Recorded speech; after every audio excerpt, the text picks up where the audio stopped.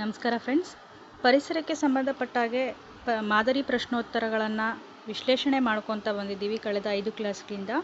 ಇದು 6ನೇ ಕ್ಲಾಸಲ್ಲಿ ಇನ್ನಷ್ಟು ಮಾದರಿ ಪ್ರಶ್ನೋತ್ತರಗಳನ್ನ ವಿಶ್ಲೇಷಣೆ ಮಾಡ್ಕೊಳ್ಳೋಣ. ನೋಡಿ, ಮೊದಲನೇ ಪ್ರಶ್ನೆ ನೋಡಿ. 2022ರ ಹುಲಿ ಗಣತಿ ಪ್ರಕಾರ ಈ ಕೆಳಗಿನ ವಾಕ್ಯಗಳನ್ನು ಗಮನಿಸಿ ಅಂತ. ಜಗತ್ತಿನ ಒಟ್ಟು ಹುಲಿಗಳಲ್ಲಿ 75% ಭಾರತದಲ್ಲಿವೆ. ಪ್ರಸ್ತುತ ಭಾರತದಲ್ಲಿ 54 ಹುಲಿ ಸಂರಕ್ಷಿತ ತಾಣಗಳಿವೆ. ಭಾರತದಲ್ಲಿ ಒಟ್ಟು 3682 ಹುಲಿಗಳಿವೆ. ಕರ್ನಾಟಕದಲ್ಲಿ 5 ಹುಲಿ ಸಂರಕ್ಷಿತ ತಾಣ ಪ್ರದೇಶಗಳು ಇವೆ ಅಂತ ಇದೆ ಆಪ್ಷನ್.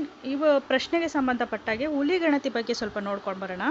ನೋಡಿ, ಇಲ್ಲಿ 1973 ಏಪ್ರಿಲ್ 1ರಂದು ಉತ್ತರಾಖಂಡದಲ್ಲಿರುವಂಥ ಜಿಮ್ ಕಾರ್ಬೆಟ್ ರಾಷ್ಟ್ರೀಯ ಉದ್ಯಾನವನ ಏನಿದೆ, ಉತ್ತರಾಖಂಡದಲ್ಲಿದೆ ಇದು. ಇಲ್ಲಿ ಹುಲಿ ಮೀಸಲು ತಾಣದಲ್ಲಿ, ಜಿಮ್ ಕಾರ್ಬೆಟ್ ಅನ್ನೋ ಹುಲಿ ಮೀಸಲು ತಾಣದಲ್ಲಿ ಆವಾಗ ಪ್ರಧಾನಮಂತ್ರಿ ಆಗಿದ್ದಂಥ ಶ್ರೀಮತಿ ಇಂದಿರಾ ಗಾಂಧಿಯವರು ಚಾಲನೆ ಕೊಡ್ತಾರೆ ಹುಲಿ ಯೋಜನೆಗೆ.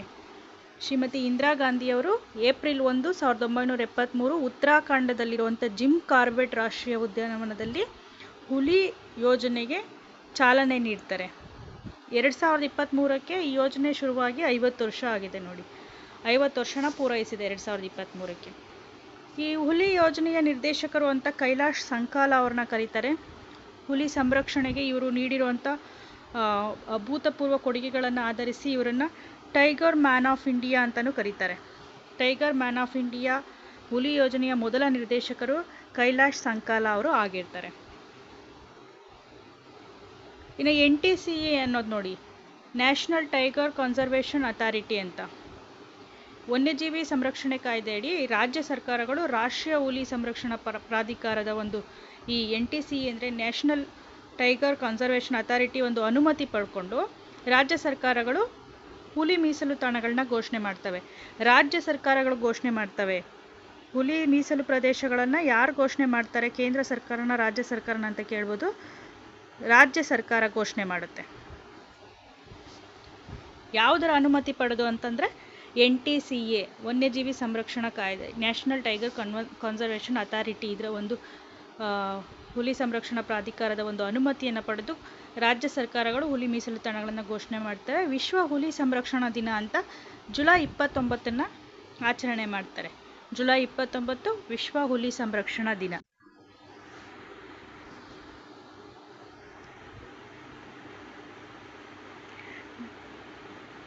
ನೋಡಿ, ನಮ್ಮ ಕರ್ನಾಟಕದಲ್ಲಿ 5 ಹುಲಿ ಸಂರಕ್ಷಿತ ತಾಣಗಳಿದ್ದಾವೆ. 5 ಹುಲಿ ಮೀಸಲು ಸಂರಕ್ಷಿತ ತಾಣಗಳಿದ್ದಾವೆ. 1973 ಏನು ಇಂದಿರಾ ಗಾಂಧಿ ಅವರು ಉತ್ತರಾಖಂಡದಲ್ಲಿರುವಂಥ ಜಿಮ್ ಕಾರ್ಬೆಟ್ ರಾಷ್ಟ್ರೀಯ ಉದ್ಯಾನವನದಲ್ಲಿ ಯೋಜನೆಗೆ ಚಾಲನೆ ಕೊಡ್ತಾರೆ. ಆಗ ಒಟ್ಟು 1973ರಲ್ಲಿ 9 ಹುಲಿ ಮೀಸಲು ಸಂರಕ್ಷಣಾ ತಾಣಗಳನ್ನ ಆಯ್ಕೆ ಮಾಡಿರ್ತಾರೆ. ಈ 9 ಮೀಸಲು ಹುಲಿ ಸಂರಕ್ಷಿತ ತಾಣದಲ್ಲಿ ನಮ್ಮ ಕರ್ನಾಟಕದ ಬಂಡೀಪುರನೂ ಸಹ ಒಂದಾಗಿರುತ್ತೆ. ಕರ್ನಾಟಕದಲ್ಲಿರೋ ಬಂಡೀಪುರನೂ ಒಂದಾಗಿರುತ್ತೆ. ಆಗ ಮೊದಲನೇದಾಗಿ ಚಾಲನೆ ಕೊಡ್ತಾರಲ್ಲ 1973ರಲ್ಲಿ, ಆಗ 9 ಹುಲಿ ಮೀಸಲು ತಾಣಗಳಲ್ಲಿ ನಮ್ಮ ಕರ್ನಾಟಕದ ಬಂಡೀಪುರನೂ ಸೇರಿರುತ್ತೆ. ಚಾಮರಾಜನಗರ ಜಿಲ್ಲೆನಲ್ಲಿದೆ. 1973-74ರಲ್ಲಿ ಘೋಷಣೆ ಆಗುತ್ತೆ. ಭದ್ರಾ ನೋಡಿ, ಅದಾದಮೇಲೆ ಭದ್ರಾ ಕರ್ನಾಟಕದಲ್ಲಿ, ಭದ್ರಾ ಚಿಕ್ಕಮಗಳೂರು ಜಿಲ್ಲೆಯಲ್ಲಿರೋಂಥದ್ದು 1999ರಲ್ಲಿ ಹುಲಿ ಮೀಸಲು ಸಂರಕ್ಷಣಾ ತಾಣವಾಗಿ ಘೋಷಣೆ ಮಾಡ್ತಾರೆ. ದಾಂಡೇಲಿ ಉತ್ತರ ಕನ್ನಡ ಜಿಲ್ಲೆಯಲ್ಲಿದೆ. 2008-9ರಲ್ಲಿ ಘೋಷಣೆ ಮಾಡ್ತಾರೆ. ನಾಗರಹೊಳೆ ಕೊಡಗು ಮತ್ತು ಮೈಸೂರು ಭಾಗಗಳಲ್ಲಿ ಕಂಡುಬರುತ್ತೆ. 2008 ಮತ್ತು 9ರಲ್ಲಿ ಘೋಷಣೆ ಮಾಡ್ತಾರೆ. ಈ ನಾಗರಹೊಳೆ ರಾಷ್ಟ್ರೀಯ ಉದ್ಯಾನವನ, ನಾಗರಹೊಳೆ ಹುಲಿ ಸಂರಕ್ಷಿತ ತಾಣ ಎಲ್ಲಿ ಕಂಡುಬರುತ್ತೆ ಅಂತ ಈಗಾಗಲೇ ಕೇಳಿದ್ದಾರೆ ಪ್ರಶ್ನೆಗಳು ಪರೀಕ್ಷೆಗಳಲ್ಲಿ. ಆಪ್ಷನ್ಸ್ ಈ ರೀತಿ ಕೊಟ್ಟಿರ್ತಾರೆ: ಕೊಡಗು, ಚಾಮರಾಜನಗರ, ಕೊಡಗು ಚಿಕ್ಕಮಗಳೂರು, ಮೈಸೂರು ಚಿಕ್ಕಮಗಳೂರು, ಇಲ್ಲ ಕೊಡಗು ಒಂದೇ, ಮೈಸೂರು ಈಗ ಕೊಟ್ಟಿರ್ತಾರೆ. ಕೊಡಗು ಮತ್ತು ಮೈಸೂರು ಇವೆರಡೂ ಇರೋವಂಥದ್ದು ಸರಿಯಾದ ಉತ್ತರ ಆಗುತ್ತೆ. ನಾಗರಹೊಳೆ ರಾಷ್ಟ್ರೀಯ ಉದ್ಯಾನವನ ಇರೋದು. ಇನ್ನು ಬಿಳಿಗಿರಿ ರಂಗನಾಥ ಟೆಂಪಲ್, RT ಅಂತ ಕರೀತಾರೆ ಇದನ್ನು. ಬಿಳಿಗಿರಿ ರಂಗನಾಥ ಟೆಂಪಲ್ ಚಾಮರಾಜನಗರ ಡಿಸ್ಟಿಕ್ಕು 2010-11ರಲ್ಲಿ ಘೋಷಣೆ ಆಗುತ್ತೆ ಹುಲಿ ಸಂರಕ್ಷಿತ ತಾಣ ಅಂತ. ನಮ್ಮ ಕರ್ನಾಟಕದಲ್ಲಿ ಇರುವಂಥ 5 ಹುಲಿ ಸಂರಕ್ಷಿತ ತಾಣಗಳು ಇವು. 2018ರ ಗಣತಿಗೆ ಹೋಲಿಸ್ಕೊಂಡಾಗ 2022ರಲ್ಲಿ ಏನು ಗಣತಿ ಆಗಿದೆ, ಹುಲಿಗಳ ಬೆಳವಣಿಗೆ ದರ ಕಡಿಮೆ ಆಗಿದೆ. ಹುಲಿಗಳ ಒಂದು ಬೆಳವಣಿಗೆ ದರ ಕಡಿಮೆ ಆಗಿದೆ, ಆದರೂ ಸಹ ಹುಲಿಗಳ ಸಂಖ್ಯೆ 715 ಹೆಚ್ಚಾಗಿದೆ ಅಂತ ಹೇಳ್ಬೋದು. 2018ರ ಗಣತಿಗೆ ಹೋಲಿಕೆ ಮಾಡಿದಾಗ 2022ರಲ್ಲಿ ನಡೆದಂಥ ಗಣತಿಯಲ್ಲಿ ಹುಲಿಗಳ ಬೆಳವಣಿಗೆ ದರ ಕಡಿಮೆ ಆಗಿದೆ, ಹುಲಿಗಳ ಒಂದು ಸಂಖ್ಯೆಯಲ್ಲಿ ಹೆಚ್ಚಾಗಿದೆ. 715 ಹುಲಿಗಳು ಹೆಚ್ಚಾಗಿದ್ದಾವೆ. ಇನ್ನು ಅತಿ ಹೆಚ್ಚು ಹುಲಿಗಳನ್ನು ಹೊಂದಿರುವಂಥ ಹುಲಿ ಮೀಸಲು ತಾಣಗಳು ಅಂತಂದರೆ, ಅತಿ ಹೆಚ್ಚು ಹುಲಿ ಹೊಂದಿರುವಂಥ ರಾಜ್ಯಗಳು ಅಂದರೆ ಮಧ್ಯಪ್ರದೇಶ ಮೊದಲನೇ ಪ್ಲೇಸಲ್ಲಿದೆ. ಮಧ್ಯಪ್ರದೇಶ 785 ಹುಲಿಗಳನ್ನು ಹೊಂದಿದೆ. ಅದಾದಮೇಲೆ ಕರ್ನಾಟಕ ಎರಡನೇ ಪ್ಲೇಸಲ್ಲಿದೆ. ಕರ್ನಾಟಕ 563 ಹುಲಿಗಳನ್ನು ಹೊಂದಿದೆ. ಉತ್ತರಾಖಂಡ 560 ಹುಲಿಗಳನ್ನು ಹೊಂದಿದೆ. ಮಹಾರಾಷ್ಟ್ರ 444 ಹುಲಿಗಳು. ತಮಿಳುನಾಡು 306 ಹುಲಿಗಳು. ಟಾಪ್ 5ಅಲ್ಲಿರುವಂಥ ಸ್ಟೇಟ್ಸ್ ಇವು. ಫಸ್ಟು ಸೆಕೆಂಡು ಚೆನ್ನಾಗಿ ನೆನ್ಪಿಟ್ಕೊಳ್ಳಿ. First Madhya Pradesh, second Karnataka. ಮಧ್ಯಪ್ರದೇಶ 785 ಹುಲಿ, ಕರ್ನಾಟಕದಲ್ಲಿ 563 ಹುಲಿಗಳು ಇದ್ದಾವೆ. ಇನ್ನು ನಮ್ಮ ಕರ್ನಾಟಕದಲ್ಲಿ ಅತಿ ಹೆಚ್ಚಾಗಿ ಇರುವಂಥದ್ದು ಬಂಡೀಪುರ ರಾಷ್ಟ್ರೀಯ ಉದ್ಯಾನವನದಲ್ಲಿ. ಬಂಡೀಪುರದಲ್ಲಿ 191 ಹುಲಿಗಳು ಕಂಡುಬರ್ತವೆ. 191 ಹುಲಿಗಳು. ನಾಗರಹೊಳೆನಲ್ಲಿ 185 ಹುಲಿಗಳು ಕಂಡುಬರುತ್ತೆ. ಚಾಮರಾಜನಗರ ಜಿಲ್ಲೆಯಲ್ಲಿರುವಂಥ ಬಂಡೀಪುರದಲ್ಲಿ 191 ಹುಲಿಗಳು. ಕೊಡಗು ಮತ್ತು ಮೈಸೂರಲ್ಲಿ ಕಂಡುಬರುವಂಥ ನಾಗರಹೊಳೆಯಲ್ಲಿ 185 ಹುಲಿಗಳು ಕಂಡುಬರ್ತವೆ. ಇನ್ನು ಅತಿ ಹೆಚ್ಚು ಹುಲಿಗಳನ್ನು ಹೊಂದಿರುವಂಥ ಮೀಸಲು ತಾಣ ಅಂದರೆ ಜಿಮ್ ಕಾರ್ಬೆಟ್. ಉತ್ತರಾಖಂಡ ಜಿಲ್ಲೆಯಲ್ಲಿ ಏನಿದೆ ಜಿಮ್ ಕಾರ್ಬೆಟ್, ಇಲ್ಲೇ ಚಾಲನೆ ಕೊಟ್ಟಿರೋದು ಹುಲಿ ಯೋಜನೆಗೆ. ಇಲ್ಲಿ 260 ಹುಲಿಗಳನ್ನು ಕಾಣ್ಬೋದು. 260 ಹುಲಿಗಳಿದ್ದಾವೆ ಇಲ್ಲಿ ಜಿಮ್ ಕಾರ್ಬೆಟ್ ರಾಷ್ಟ್ರೀಯ ಉದ್ಯಾನವನದಲ್ಲಿ. ಇಲ್ಲಿ ಹುಲಿ ಯೋಜನೆ ಬಗ್ಗೆ ಇನ್ನೊಂದಷ್ಟು ಹೇಳ್ಬೇಕು ನಿಮಗೆ ಮಾಹಿತಿ.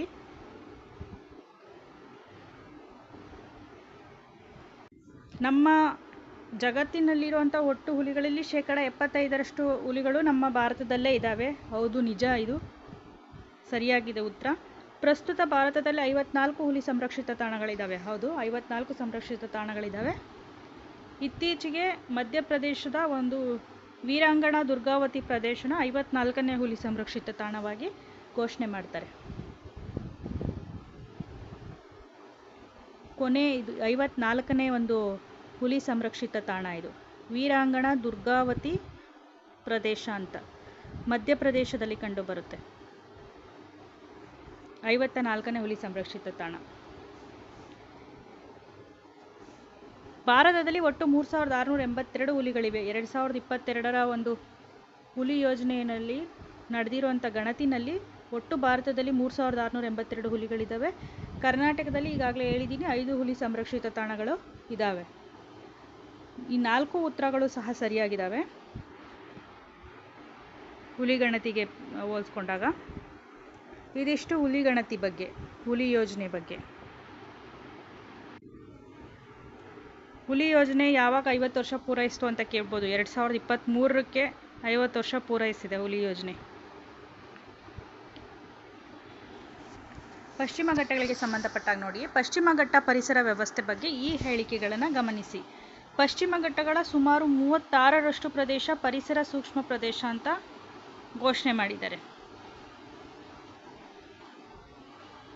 56,000 ಚದರ ಕಿಲೋಮೀಟರ್ ಪ್ರದೇಶದಲ್ಲಿ ಯಾವುದೇ ಅಭಿವೃದ್ಧಿ ಚಟುವಟಿಕೆಗಳನ್ನು ಮಾಡಬಾರ್ದು ಅಂತ ಹೇಳ್ತಾ ಇದ್ದಾರೆ ಪಶ್ಚಿಮ ಘಟ್ಟ ಒಂದು ಪರಿಸರ ವ್ಯವಸ್ಥೆಯಲ್ಲಿ. ಇದರಲ್ಲಿ ಯಾವುದು ಸರಿ ಯಾವುದು ತಪ್ಪು ಅಂತ ನೋಡೋಣ.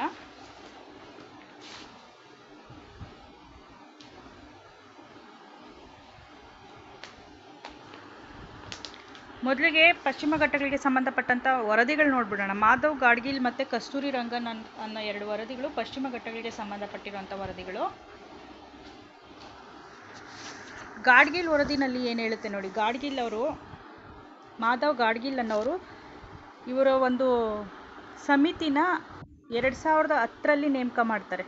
2010ರಲ್ಲಿ ನೇಮಕ ಮಾಡ್ತಾರೆ ಸಮಿತಿ, ಮಾಧವ್ ಗಾಡ್ಗಿಲ್ ಸಮಿತಿ. ಎಂ ಗಾಡ್ಗಿಲ್ ಸಮಿತಿ 2010ರಲ್ಲಿ ನೇಮಕ ಆಗುತ್ತೆ. 2011ರಲ್ಲಿ ಇವರು ವರದಿನ ಕೊಡ್ತಾರೆ. ಇವರ ಪ್ರಕಾರ ಪಶ್ಚಿಮ ಘಟ್ಟ ಪ್ರದೇಶದಲ್ಲಿ ಸುಮಾರು 3/4 ಭಾಗಕ್ಕಿಂತ ಹೆಚ್ಚು ಪ್ರದೇಶ, ಅಂದರೆ 94ರಿಂದ 97% ಪ್ರದೇಶ ಏನಿದೆ, ಈ ಪ್ರದೇಶನ ಸೂಕ್ಷ್ಮ ಪ್ರದೇಶ ಅಂತ ಘೋಷಣೆ ಮಾಡ್ತಾರೆ. ಮತ್ತು ಇಲ್ಲಿ ಯಾವುದೇ ಗಣಿಗಾರಿಕೆ ಆಗಲಿ, ಜಲವಿದ್ಯುತ್ ಯೋಜನೆಗಳಾಗಲಿ, ರಸ್ತೆಗಳಾಗಲಿ, ರೈಲು ನಿರ್ಮಾಣ ಆಗಲಿ, ಈ ಥರ ಯಾವುದೇ ಅಭಿವೃದ್ಧಿ ಚಟುವಟಿಕೆಗಳನ್ನ ನಡೆಸಬಾರ್ದು ಅಂತ ಈ ಒಂದು ಮಾಧವ್ ಗಾಡ್ಗಿಲ್ ಸಮಿತಿ ಶಿಫಾರಸು ಮಾಡುತ್ತೆ. ಈ 94%, 94ರಿಂದ 97% ಏನಿದೆ, ಮುಕ್ಕಾಲು ಭಾಗಕ್ಕಿಂತ ಹೆಚ್ಚು ಪಶ್ಚಿಮ ಘಟ್ಟಗಳು ಸೂಕ್ಷ್ಮ ಪ್ರದೇಶ ಅಂತ ಹೇಳಿದೆಯಲ್ಲ, ಈ ಸೂಕ್ಷ್ಮ ಪ್ರದೇಶದಲ್ಲಿ, ಈ ಪಶ್ಚಿಮ ಘಟ್ಟಗಳಲ್ಲಿ ಮಾನವ ಒಂದು ಚಟುವಟಿಕೆಗಳು ಸಹ ನಡೀತಾ ಇರುತ್ತೆ. ಇಲ್ಲಿ ಮಾನವ ಮನೆಗಳು ಕಟ್ಕೊಂಡಿರೋದಾಗಿರ್ಬೋದು, ಕೆರೆ ನಿರ್ಮಾಣಗಳು ಮಾಡ್ಕೊಂಡಿರೋ ಆಗಿರ್ಬೋದು, ಇಲ್ಲಿ ಬಹಳಷ್ಟು ಅಭಿವೃದ್ಧಿ ಚಟುವಟಿಕೆಗಳು ನಡೀತಾ ಇರುತ್ತೆ. ಇದರ ವಿರುದ್ಧವಾಗಿ ಇವರ ಒಂದು ಮಾಧವ್ ಗಾಡ್ಗಿಲ್ ಸಮಿತಿ ಇದರ ಒಂದು ಶಿಫಾರಸುಗಳ ವಿರುದ್ಧವಾಗಿ ಜನಗಳು ವಿರೋಧ ವ್ಯಕ್ತಪಡಿಸ್ತಾರೆ. ಆಗ ಕಸ್ತೂರಿ ರಂಗನ್ ಸಮಿತಿನ ನೇಮಕ ಮಾಡ್ತಾರೆ. ಮಾಧವ್ ಗಾಡ್ಗಿಲ್ ಸಮಿತಿನಲ್ಲಿರುವಂಥ ಲೋಪದೋಷಗಳನ್ನ ಸರಿ ಮಾಡೋದಕ್ಕೋಸ್ಕರ ಕಸ್ತೂರಿ ರಂಗನ್ ಸಮಿತಿನ ನೇಮಕ ಮಾಡ್ತಾರೆ. ಅಂದರೆ ಈ ಗಾಡ್ಗಿಲ್ ವರದಿ ಏನಂದರೆ, ಅಲ್ಲಿರುವಂಥ ಸ್ಥಳೀಯ ನಿವಾಸಿಗಳ ಒಂದು ಮೂಲಭೂತ ಹಕ್ಕುಗಳು ಮತ್ತು ಅವರ ಜೀವನೋಪಾಯಕ್ಕೆ ವಿರುದ್ಧವಾಗಿರುತ್ತೆ. ಅದಕ್ಕೋಸ್ಕರ ಇದನ್ನು ವಿರೋಧ ಮಾಡ್ತಾರೆ. ಹಲವಾರು ಟೀಕೆಗಳಿಗೆ ಗುರಿಯಾಗುತ್ತೆ ಗಾಡ್ಗಿಲ್ ಸಮಿತಿ. ಅದರ ಒಂದು ಲೋಪದೋಷನ ಸರಿಪಡಿಸೋದಕ್ಕೋಸ್ಕರ ಕಸ್ತೂರಿ ರಂಗನ್ ಸಮಿತಿನ ನೇಮಕ ಮಾಡ್ತಾರೆ. 2012ರಲ್ಲಿ ನೇಮಕ ಮಾಡ್ತಾರೆ. 2012 ಏಪ್ರಿಲ್ 17ರಂದು ನೇಮಿಸ್ತಾರೆ ಸಮಿತಿನ. ಇದು ವರದಿನ 2013 ಏಪ್ರಿಲ್ 15ರಂದು ವರದಿ ಕೊಡುತ್ತೆ. 2012ರಲ್ಲಿ ನೇಮಕ ಆಗುತ್ತೆ, 2013ರಲ್ಲಿ ವರದಿ ಕೊಡುತ್ತೆ ಕಸ್ತೂರಿ ರಂಗನ್ ನೇತೃತ್ವದ ಒಂದು ಸಮಿತಿ. ಈ ಸಮಿತಿ ಏನು ಶಿಫಾರಸು ಮಾಡುತ್ತೋ ಅಂದರೆ, 36-37% ಪ್ರದೇಶನ ಸೂಕ್ಷ್ಮ ಪ್ರದೇಶ ಅಂತ ಘೋಷಣೆ ಮಾಡುತ್ತೆ. ಪಶ್ಚಿಮ ಘಟ್ಟದ ಕೇವಲ 37 ಅಥವಾ 36%, ಅಥವಾ ಒಂದು 60,000, ಇಲ್ಲಿದೆಯಲ್ಲ 56,874, ಒಂದು 60,000 ಚದರ ಕಿಲೋಮೀಟರ್ಗಳಷ್ಟು ಪ್ರದೇಶನ ಸೂಕ್ಷ್ಮ ಪ್ರದೇಶ ಅಂತ ಘೋಷಣೆ ಮಾಡುತ್ತೆ. ಈ ವರದಿ ಹೇಳುತ್ತೆ ಪಶ್ಚಿಮ ಘಟ್ಟದಲ್ಲಿರುವಂಥ 6 ರಾಜ್ಯಗಳಿಗೆ ಸಂಬಂಧಪಟ್ಟಿದೆ ಅಂತ. ಮಹಾರಾಷ್ಟ್ರ, ಕರ್ನಾಟಕ, ತಮಿಳುನಾಡು, ಕೇರಳ, ಗೋವಾ ಮತ್ತು ಗುಜರಾತ್ಗೆ ಸಂಬಂಧಪಟ್ಟಿದೆ. ಇಲ್ಲಿ ಏನು ಹೇಳಿದೆ, 56,874 ಚದರ ಕಿಲೋಮೀಟರ್ ಪ್ರದೇಶದಲ್ಲಿ ಗಣಿಗಾರಿಕೆಗಳಾಗಲಿ, ಕಲ್ಲು ಗಣಿಗಾರಿಕೆ, ಉಷ್ಣ ವಿದ್ಯುತ್ ಸ್ಥಾವರಗಳಾಗಲಿ, ಕೈಗಾರಿಕೆಗಳಿಗಾಗಲಿ ನಿರ್ಬಂಧ ವಿಧಿಸಬೇಕು ಅಂತ ಶಿಫಾರಸು ಮಾಡುತ್ತೆ ಕಸ್ತೂರಿ ರಂಗನ್. ಇದಕ್ಕೆ ಒಳಪಡುವಂಥ ನಮ್ಮ ಕರ್ನಾಟಕದ ಜಿಲ್ಲೆಗಳು ಅಂದರೆ ಬೆಳಗಾವಿ, ಉತ್ತರ ಕನ್ನಡ, ದಕ್ಷಿಣ ಕನ್ನಡ, ಚಿಕ್ಕಮಗಳೂರು, ಶಿವಮೊಗ್ಗ, ಉಡುಪಿ, ಕೊಡಗು ಮತ್ತು ಚಾಮರಾಜನಗರ. ರಾಜ್ಯಗಳು ಅಂದರೆ ಮಹಾರಾಷ್ಟ್ರ, ಕರ್ನಾಟಕ, ಗೋವಾ, ಕೇರಳ, ತಮಿಳುನಾಡು, ಗುಜರಾತ್ ಇದಿಷ್ಟು ಬರ್ತವೆ ರಾಜ್ಯಗಳು. ಕಸ್ತೂರಿ ರಂಗನ್ ವರದಿ ಪ್ರಕಾರ ಪ್ರಶ್ನೆಯಲ್ಲಿ ನೋಡಿದಂಥ 2 ಉತ್ತರಗಳು ಸರಿಯಾಗಿದ್ದಾವೆ. ಪಶ್ಚಿಮ ಘಟ್ಟಗಳ ಸುಮಾರು 36 ಪ್ರದೇಶ ಪರಿಸರ ಸೂಕ್ಷ್ಮ ಪ್ರದೇಶ ಅಂತ ಘೋಷಣೆ ಆಗಿದೆ. 56,000 ಚದರ ಕಿಲೋಮೀಟರ್ ಪ್ರದೇಶದಲ್ಲಿ ಯಾವುದೇ ಅಭಿವೃದ್ಧಿ ಚಟುವಟಿಕೆ ಮಾಡಬಾರ್ದು ಅಂತಲೂ ಸಹ ಶಿಫಾರಸು ಮಾಡಿದೆ. ಹಾಗಾಗಿ ಇವೆರಡೂ ಉತ್ತರನೂ ಸಹ ಸರಿಯೇ. ಸ್ಪ್ರಿಂಗ್ ಶಾಕ್ ಅನ್ನೋದು ಯಾವುದಕ್ಕೆ ಸಂಬಂಧಿಸಿದೆ ಅಂತ. ಸ್ಪ್ರಿಂಗ್ ಶಾಕ್ ಅಥವಾ ಆಸಿಡ್ ಶಾಕ್ ಅಂತ ಕರೀತಾರೆ. ಸ್ಪ್ರಿಂಗ್ ಶಾಕ್ ಅಥವಾ ಆಸಿಡ್ ಶಾಕ್ ಅನ್ನೋದು ಆಮ್ಲ ಮಳೆಗಳಿಗೆ ಸಂಬಂಧಪಟ್ಟಿರುವಂಥದ್ದು. ಆಮ್ಲ ಮಳೆ ಬಗ್ಗೆ ಸ್ವಲ್ಪ ನೋಡೋಣ ಮಾಹಿತಿ. ನೋಡಿ, ಆಮ್ಲ ಮಳೆ ಅನ್ನೋದು ಸಲ್ಫರ್ ಡೈಆಕ್ಸೈಡ್ ಮತ್ತು ನೈಟ್ರೋಜನ್ ಡೈಆಕ್ಸೈಡ್ ಅನ್ನೋ 2 ಅನಿಲಗಳಿವು.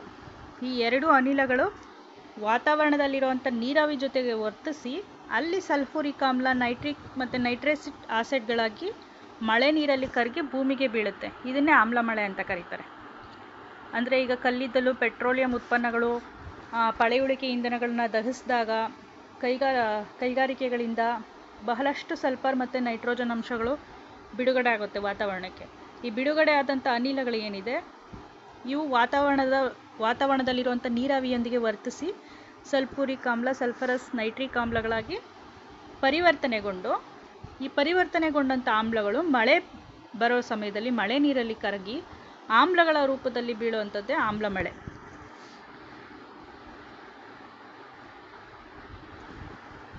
ಇನ್ನು ನೋಡಿ, ಇದು ಈ ಸಲ್ಫರ್ ಡೈಆಕ್ಸೈಡ್ ಮತ್ತು ನೈಟ್ರೋಜನ್ ಡೈಆಕ್ಸೈಡ್ ಏನಿದೆ, ಇವು ಸಮುದ್ರಗಳಲ್ಲಿ ಜವುಗು ಪ್ರದೇಶ ಮತ್ತು ಜ್ವಾಲಾಮುಖಿಗಳಿಂದ ಉಂಟಾಗುವಂಥದ್ದು ನೈಸರ್ಗಿಕ ಕಾರಣಗಳಿಂದ ಉಂಟಾಗುತ್ತೆ. ಈ ಆಕ್ಸೈಡ್ಗಳು ಇವು ನೈಸರ್ಗಿಕ ಕಾರಣಗಳಿಂದ ಉಂಟಾದರೆ, ಕಲ್ಲಿದ್ದಲು ಮತ್ತು ಪಳೆಯುಳಿಕೆ ಇಂಧನಗಳಿಂದ ಆಕ್ಸೈಡ್ಗಳು ಉತ್ಪತ್ತಿಯಾಗೋದು ಮಾನವನ ಒಂದು ಚಟುವಟಿಕೆಗಳಿಂದ ಉತ್ಪತ್ತಿಯಾಗುವಂಥದ್ದು. ಪಳೆಯುಳಿಕೆ ಇಂಧನ ದಹಿಸ್ತೀವಲ್ಲ, ಇದೊಂದರಿಂದನೇ ಶೇಕಡ 70%, 70% ಸಲ್ಫರ್ ಡೈಆಕ್ಸೈಡ್ ವಾತಾವರಣಕ್ಕೆ ಸೇರುತ್ತೆ. ಇದು ಒಂದರಿಂದನೇ, ಪಳೆಯುಳಿಕೆ ಇಂಧನಗಳ ದಹನದಿಂದನೇ ಶೇಕಡ 70% ಗಂಧಕಾಮ್ಲ ವಾತಾವರಣಕ್ಕೆ ಸೇರುತ್ತೆ. ಇದು ಸಾವಿರಾರು ಕಿಲೋಮೀಟರ್ ದೂರ ಸಾಗಣೆಗೊಂಡು ದೀರ್ಘಾವಧಿವರೆಗೆ ಗಾಳಿನಲ್ಲೇ ಇದ್ದು ಕೊನೆಗೆ ಆಮ್ಲಗಳಾಗಿ ಮಾರ್ಪಟ್ಟು ಭೂಮಿನ ಸೇರುತ್ತೆ. ಇನ್ನು ಆ್ಯಸಿಡ್ ಶಾಕ್ ಅಂತ ಕರೀತಾರೆ. ಅಂದರೆ ಆ್ಯಸಿಡ್ ಶಾಕ್ ಅಥವಾ ಸ್ಪ್ರಿಂಗ್ ಶಾಕ್, ಅದ್ರ ಬಗ್ಗೆ ನೋಡೋದಾದರೆ ನೋಡಿ, ಸಾಮಾನ್ಯವಾಗಿ ನದಿ ಮತ್ತು ಸರೋವರಗಳ ಮೇಲೆ ಇರುವಂಥ ಹಿಮ ಆಗಿರ್ಬೋದು, ಮಂಜುಗಡ್ಡೆಗಳಾಗಿರ್ಬೋದು, ಇದರಲ್ಲೆಲ್ಲ ಅಧಿಕವಾಗಿ ಹೆಚ್ಚಾಗಿ ಸಲ್ಫರ್ ಡೈಆಕ್ಸೈಡ್ ಇರುತ್ತೆ. ಈ ಸಲ್ಫರ್ ಡೈಆಕ್ಸೈಡ್ ಇರೋದು ಬೇಸಿಗೆ ಕಾಲ ಬಂದಾಗ ಮಂಜುಗಡ್ಡೆ ಮತ್ತು ಹಿಮ ಎಲ್ಲ ಕರಗಿ ಆ ಕರಗದಂಥ ನೀರು ನದಿಗಳು ಮತ್ತು ಸರೋವರಗಳಿಗೆ ಸೇರ್ತವೆ. ಆವಾಗ ಅಲ್ಲಿ ಸೇರಿದಾಗ ಹಿಮದಲ್ಲಿರುವಂಥ ಗಂಧಕಾಮ್ಲ ಏನಿರುತ್ತೆ, ಹಿಮ ಮತ್ತು ಮಂಜುಗಡ್ಡೆನಲ್ಲಿರುವಂಥ ಸಲ್ಫರ್ ಡೈಆಕ್ಸೈಡ್ ಏನಿರುತ್ತೆ, ಅದು ಅಲ್ಲಿರುವಂಥ ನೀರು ಜೊತೆಗೆ ಸೇರಿಕೊಂಡು ಆ ನೀರನ್ನು ಆಮ್ಲೀಯ ಮಾಡುತ್ತೆ. ಇಂತಹ ಒಂದು ಪರಿಸ್ಥಿತಿಯನ್ನು ಸ್ಪ್ರಿಂಗ್ ಶಾಕ್ ಅಥವಾ ಆ್ಯಸಿಡ್ ಶಾಕ್ ಅಂತಾರೆ. ಅಂದರೆ ಅರ್ಥ ಆಯ್ತಲ್ಲ, ಸ್ಪ್ರಿಂಗ್ ಶಾಕ್, ಆ್ಯಸಿಡ್ ಶಾಕ್ ಅಂತಂದರೆ ಮಂಜುಗಡ್ಡೆನಲ್ಲಿ ಹಿಮದಲ್ಲಿ ಸಾಕಷ್ಟು ಪ್ರಮಾಣದ ಸಲ್ಫರ್ ಡೈಆಕ್ಸೈಡ್ ಇರುತ್ತೆ. ಬೇಸಿಗೆಗಾಲದಲ್ಲಿ ಇವು ಕರಗಿ, ಹಿಮ ಮತ್ತು ಮಂಜುಗಡ್ಡೆ ಕರಗಿ ಆ ನೀರೆಲ್ಲ ನದಿ ಸರೋವರಗಳಿಗೆ ಸೇರಿಕೊಳ್ಳುತ್ತೆ. ಸೇರಿಕೊಂಡಾಗ ಆ ಸಲ್ಫರ್ ಡೈಆಕ್ಸೈಡ್ ಏನಿರುತ್ತೆ ಅದು ನೀರು ಜೊತೆಗೆ ಬೆರೆತು ಆ ನೀರನ್ನು ಸಹ ಆಮ್ಲೀಯವಾಗಿಸುತ್ತಲ್ಲ, ಇಂತಹ ಪರಿಸ್ಥಿತಿನ ಸ್ಪ್ರಿಂಗ್ ಶಾಕ್ ಅಥವಾ ಆ್ಯಸಿಡ್ ಶಾಕ್ ಅಂತ ಕರೀತಾರೆ. ಇನ್ನು ಆಮ್ಲ ಮಳೆ ಬರೋದ್ರಿಂದ ಕಟ್ಟಡಗಳು ಮತ್ತು ಸ್ಮಾರಕಗಳ ಮೇಲೆ ಪರಿಣಾಮ ಬೀಳುತ್ತೆ. ಅಮೃತಶಿಲೆ ಇಂದ ಮಾಡಿರುವಂಥ ತಾಜ್ ಮಹಲ್ಲು, ಈ ರೀತಿ ಹಲವಾರು ಸ್ಮಾರಕಗಳ ಮೇಲೆ ಪರಿಣಾಮ ಬಿದ್ದಿದೆ. ಕೃಷಿ ಕ್ಷೇತ್ರದ ಮೇಲೆ ಪರಿಣಾಮ ಬೀರುತ್ತೆ. ಕೃಷಿ ಕ್ಷೇತ್ರದ ಮೇಲೆ ಅಂದರೆ ಈ ಆಮ್ಲ ಮಳೆ ಬೀಳುತ್ತಲ್ಲ, ಆಮ್ಲ ಮಳೆ ಬಿದ್ದಾಗ ಸಸ್ಯಗಳ ದ್ಯುತಿ ಸಂಶ್ಲೇಷಣೆ ಕ್ರಿಯೆ ಕುಂಠಿತ ಆಗುತ್ತೆ. ಆಮ್ಲೀಯಗೊಂಡಂಥ ಮಣ್ಣಿನಲ್ಲಿ ಹಲವಾರು ವಿಷಕಾರಿ ವಸ್ತುಗಳಿರುತ್ತೆ. ಇವುಗಳನ್ನು ಸಸ್ಯ ಹೀರ್ಕೊಂಡಾಗ ಆ ಸಸ್ಯಗಳ ಒಂದು ಬೆಳವಣಿಗೆ ಕುಂಠಿತ ಆಗುತ್ತೆ. ಮಾನವನ ಆರೋಗ್ಯದ ಮೇಲೆ, ಮುಖ್ಯವಾಗಿ ನರಮಂಡಲದ ಮೇಲೆ ಪರಿಣಾಮ ಬೀರುತ್ತೆ. ಇದು ಆಮ್ಲ ಮಳೆ ಮಾನವನ ನರವ್ಯೂಹದ ಮೇಲೆ ಪರಿಣಾಮ ಬೀರುತ್ತೆ. ಜೀರ್ಣ ವ್ಯವಸ್ಥೆ ಮೇಲೆ, ಉಸಿರಾಟದ ಮೇಲೆ ಈ ರೀತಿ ಆಮ್ಲ ಮಳೆ ಸಾಕಷ್ಟು ಮಾನವನ ಆರೋಗ್ಯದ ಮೇಲೆ ಪರಿಣಾಮ ಬೀರುತ್ತೆ. ಇದಿಷ್ಟು ಆಮ್ಲ ಮಳೆ ಬಗ್ಗೆ. ಸ್ಪ್ರಿಂಗ್ ಶಾಕ್ ಅನ್ನೋದು ಆಮ್ಲ ಮಳೆಗೆ ಸಂಬಂಧಪಟ್ಟಿದೆ. ಸ್ಪ್ರಿಂಗ್ ಶಾಕ್ ಅಂದರೆ ಈಸಿ, ಸಿಂಪಲ್, ಏನೂ ಇಲ್ಲ. ಮಂಜುಗಡ್ಡೆನಲ್ಲಿರುವಂಥ ಗಂಧಕಾಮ್ಲ ಕರಗಿ ನೀರಲ್ಲಿ ಸೇರಿಕೊಂಡು ನೀರನ್ನು ಆಮ್ಲೀಯ ಮಾಡುವಂಥದ್ದೇ ಸ್ಪ್ರಿಂಗ್ ಶಾಕ್ ಅಥವಾ ಆ್ಯಸಿಡ್ ಶಾಕ್. ಆಮ್ಲ ಮಳೆಗೆ ಕಾರಣವಾದಂಥ ಅನಿಲಗಳು ಸಲ್ಫರ್ ಡೈಆಕ್ಸೈಡ್ ಮತ್ತು ನೈಟ್ರೋಜನ್ ಡೈಆಕ್ಸೈಡ್. ಆಮ್ಲ ಮಳೆ ಯಾವ ಒಂದು ಆಮ್ಲಗಳಾಗಿ ಭೂಮಿಗೆ ಬರುತ್ತೆ? ಸಲ್ಫುರಿಕ್ ಆಮ್ಲ, ನೈಟ್ರಿಕ್ ಆಮ್ಲ, ನೈಟ್ರಿಕ್ ಆಕ್ಸೈಡ್ಗಳಾಗಿ ಭೂಮಿಗೆ ಬರುತ್ತೆ. ನೈಟ್ರಸ್ ಆಮ್ಲಗಳಾಗಿ ಭೂಮಿಗೆ ಬೀಳುತ್ತೆ. ಈ ಕೆಳಗಿನ ಜೋಡಿಗಳನ್ನು ಗಮನಿಸಿ. ರಂಗಯ್ಯನ ದುರ್ಗ, ರಾಮದೇವರ ಬೆಟ್ಟ, ದಾರೋಜಿ ಮತ್ತು ಮೇಲುಕೋಟೆ ಅಂತ ಇದೆ ನೋಡಿ. ತೋಳ, ಕರಡಿ, ರಣಹದ್ದು 4 ಕೊಂಬಿನ ಜೀವಿ. ಇದು ಏನಂದರೆ ನೋಡಿ, ವನ್ಯಜೀವಿ ಧಾಮಗಳು ಇವೆಲ್ಲ. ಯಾವ್ಯಾವ ವನ್ಯಜೀವಿ ಧಾಮಗಳಲ್ಲಿ ಏನೇನು ಪ್ರಾಣಿಗಳಿದ್ದಾವೆ, ಯಾವ್ಯಾವ ವಿಶೇಷತೆ ಇರೋ ಪ್ರಾಣಿಗಳಿದ್ದಾವೆ ಅಂತ. ಇದಕ್ಕೂ ಮುಂಚೆ ಒಂದ್ಸರಿ ವನ್ಯಜೀವಿ ಧಾಮಗಳು ನೋಡ್ಕೊಂಬಂದ್ಬಿಡೋಣ. ನಮ್ಮ ಕರ್ನಾಟಕದಲ್ಲಿರುವಂಥ ವನ್ಯಜೀವಿ ಧಾಮಗಳು. ಕರ್ನಾಟಕದ ವನ್ಯಜೀವಿ ಧಾಮಗಳು ನೋಡಿ, ಸಮವರ್ತಿ ಪಟ್ಟಿಗೆ ಸೇರಿರುವಂಥದ್ದು ವನ್ಯಜೀವಿ ಧಾಮ.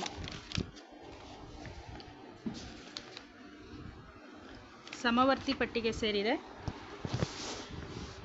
ರಾಜ್ಯ ಸರ್ಕಾರಗಳು, ಕೇಂದ್ರ ಸರ್ಕಾರಗಳು ಯಾವುದಾದ್ರೂ ಘೋಷಣೆ ಮಾಡ್ಬೋದು. ಸಮವರ್ತಿ ಪಟ್ಟಿ ಅಂದರೆ ಅದೇ, ರಾಜ್ಯ ಆದರೂ ಇದಕ್ಕೆ ಶಾಸನ ರೂಪಿಸ್ಬೋದು, ಕೇಂದ್ರ ಸರ್ಕಾರ ಆದರೂ ಶಾಸನ ರೂಪಿಸ್ಬೋದು.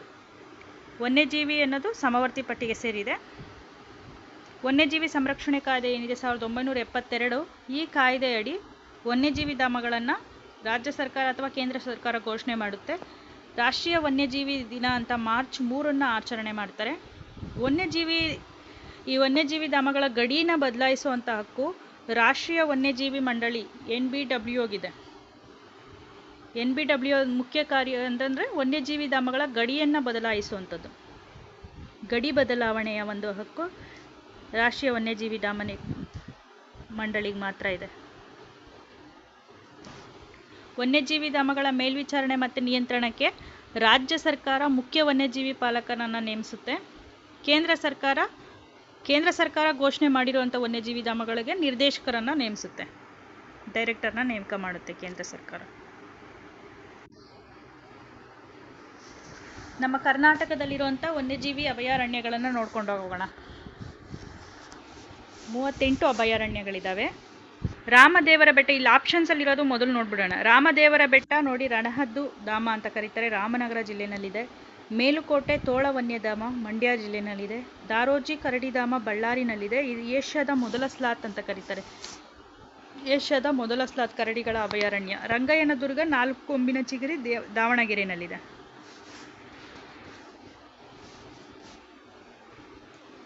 ಕಾಮಸಂದ್ರ ಅಂತ, ಕಾಮಸಂದ್ರ ವನ್ಯಜೀವಿ ಧಾಮ ಕೋಲಾರದಲ್ಲಿದೆ. ರಂಗನತಿಟ್ಟು ಪಕ್ಷಿಧಾಮ ಮಂಡ್ಯದಲ್ಲಿದೆ. ಅರಬಿತಿಟ್ಟು ಮೈಸೂರು. ಕಾವೇರಿ ವನ್ಯಧಾಮ ಮಂಡ್ಯ ಮತ್ತು ಚಾಮರಾಜನಗರ, ರಾಮನಗರದಲ್ಲೂ ಕಂಡು ಬರುತ್ತೆ ಇದು. ಮಲೈ ಮಹದೇಶ್ವರ ವನ್ಯಧಾಮ ಚಾಮರಾಜನಗರ ಡಿಸ್ಟಿಕಲ್ಲಿದೆ. ಪುಷ್ಪಗಿರಿ ಕೊಡಗು. ತಲಕಾವೇರಿ ಕೊಡಗು. ಬ್ರಹ್ಮಗಿರಿ ಕೊಡಗು.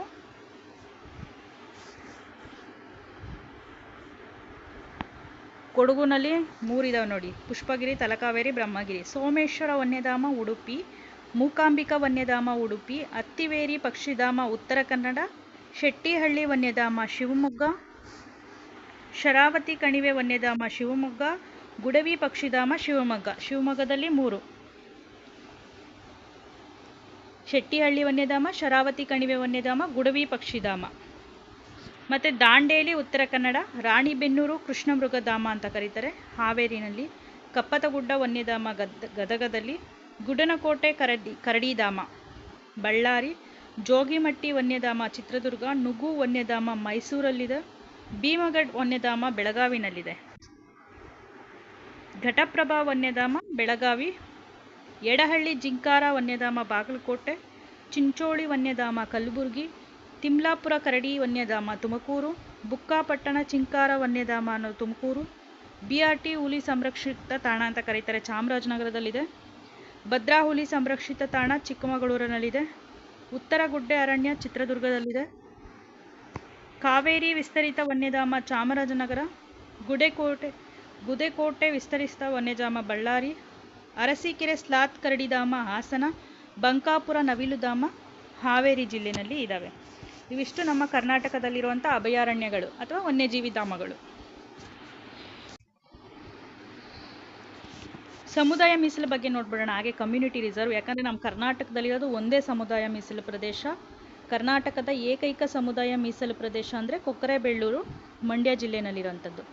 ವನ್ಯಜೀವಿ ಕಾಯ್ದೆ ಏನಿದೆ 1972ರ ವನ್ಯಜೀವಿ ಕಾಯ್ದೆಗೆ 2003ರಲ್ಲಿ ತಿದ್ದುಪಡಿ ಮಾಡಿ ಈ ಒಂದು ಮೀಸಲು ತಾಣಗಳನ್ನು ಪರಿಚಯ ಮಾಡ್ತಾರೆ. ಸಮುದಾಯ ಮೀಸಲು ತಾಣಗಳನ್ನು, ಸಮುದಾಯ ಮೀಸಲು ಪ್ರದೇಶಗಳನ್ನು ರಾಜ್ಯ ಸರ್ಕಾರ ಘೋಷಣೆ ಮಾಡುತ್ತೆ.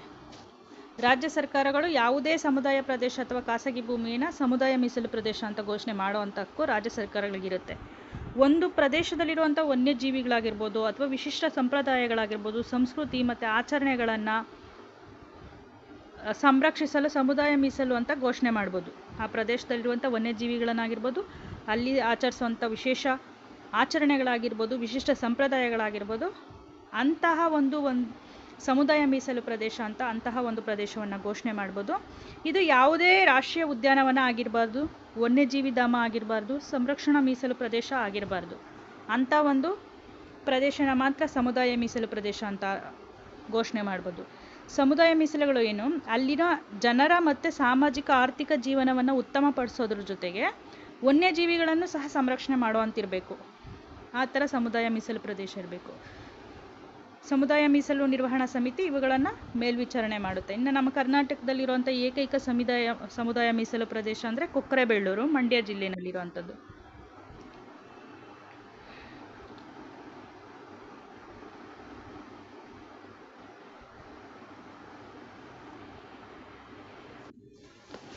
ರಂಗಯ್ಯನದುರ್ಗ, ರಾಮದೇವರ ಬೆಟ್ಟ, ದಾರೋಜಿ ಅಂದ ತಕ್ಷಣ ಕರಡಿ ಅಂತ ಗೊತ್ತಾಗುತ್ತೆ. ಮೇಲುಕೋಟೆ ತೋಳ. ರಣಹದ್ದು ರಾಮದೇವರ ಬೆಟ್ಟ ಅಂತ ಕರೀತಾರೆ, ರಾಮದೇವರ ಬೆಟ್ಟ ರಣಹದ್ದು ಧಾಮ. ರಂಗಯ್ಯನದುರ್ಗ 4 ಕೊಂಬಿನ ಚಿಗರಿ. ರಂಗಯ್ಯನದುರ್ಗ 4 ಕೊಂಬಿನ ಚಿಗರಿ. ರಾಮದೇವರ ಬೆಟ್ಟ ರಣಹದ್ದು. ದಾರೋಜಿ ಕರಡಿಧಾಮ. ಮೇಲುಕೋಟೆ ತೋಳಧಾಮ. ಇದು ಆಪ್ಷನ್.